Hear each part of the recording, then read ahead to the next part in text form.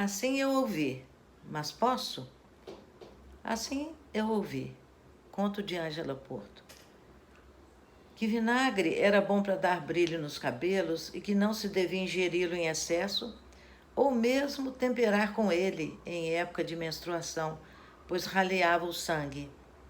E que as mulheres deviam se preservar, talvez como forma de se fazerem preciosas.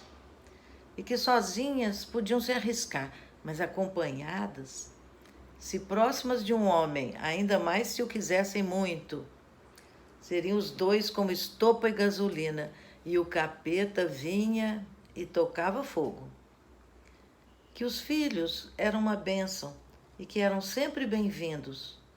Deus sabe que naquela época pouca escolha havia, a não ser a quase abstinência ou os recursos censurados por um, assim eu ouvi, religioso, mas que se tornassem insuportáveis.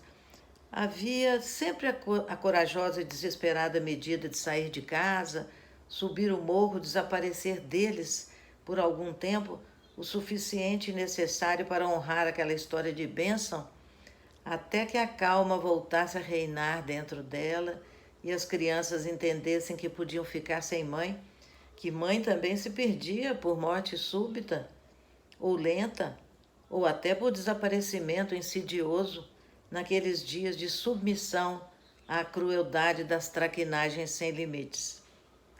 Ouvi que, a uma angústia extrema, podia-se subir a rua, subir o morro, quando se mora no alto, quando de lá se vislumbra a cidade, e coisa melhor que a amolação de crianças vivazes, mas inquietas, quem sabe subir na vida, saber de outras coisas e outros prazeres que não só as bênçãos.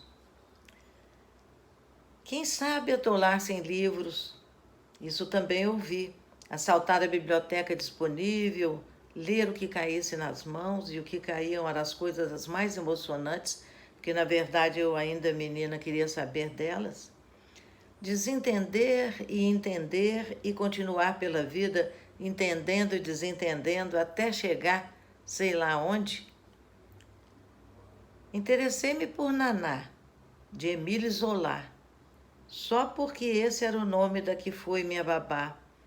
Mulatinha tão charmosa, cheirando a leite de rosas, embalagem rosa cheia de arabescos, que me enchia de cuidados e dividia comigo os seus sonhos de amor.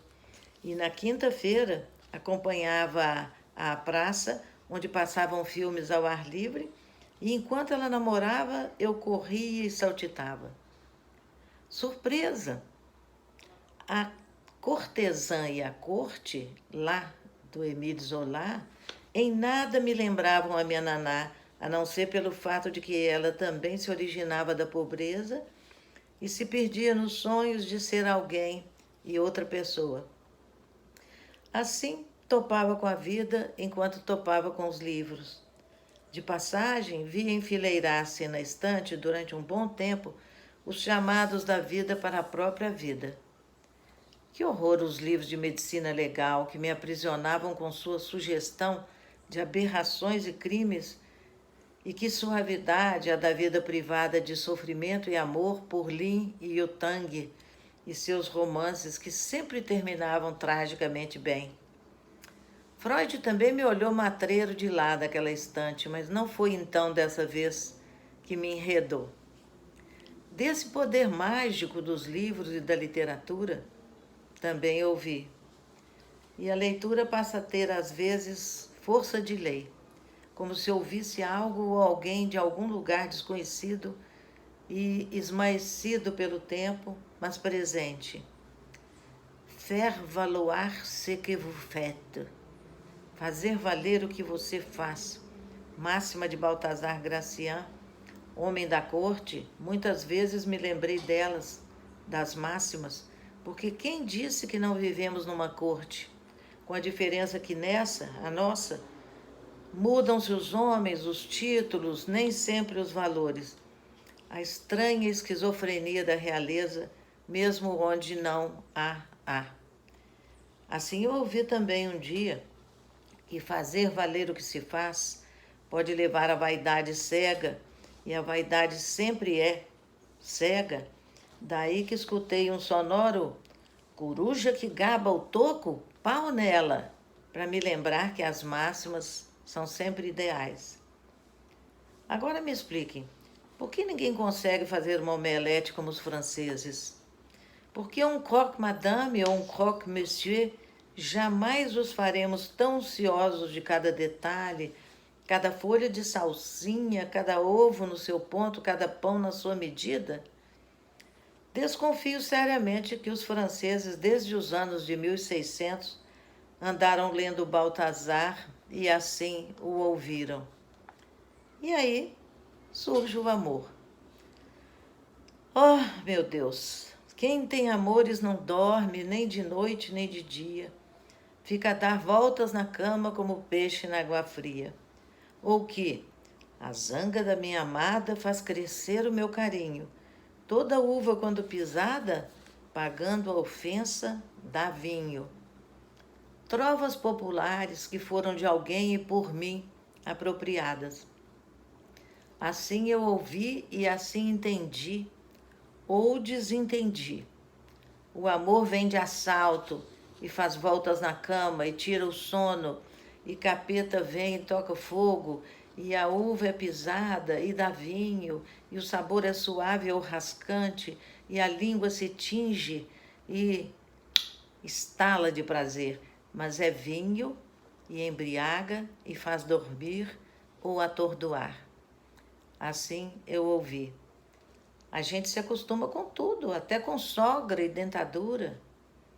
Mas tem uma hora que o azar tem de virar festa. Também ouvi isso e nunca me demorei nas mágoas, procelas e desperdícios de lágrimas.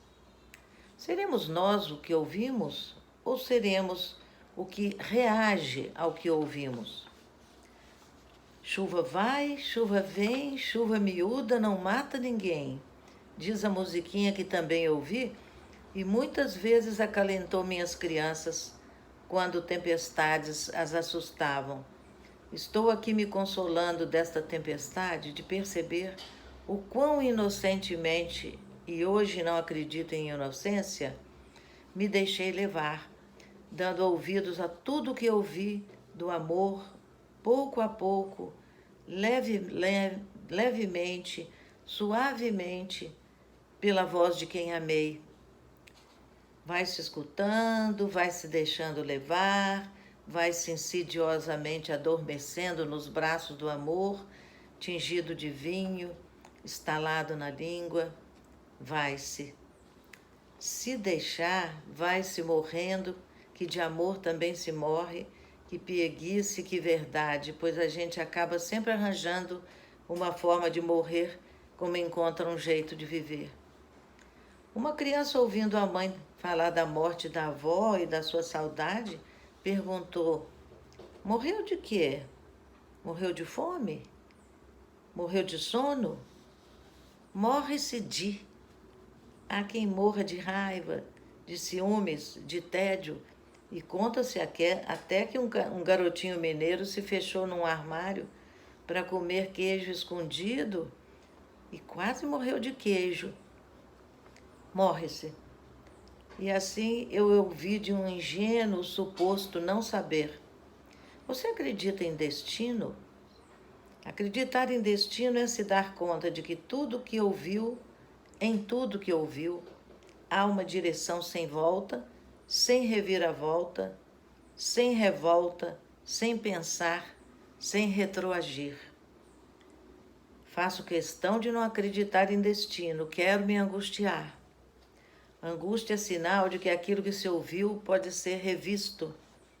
Revisto ou reouvido ou resolvido? Angústia é sinal.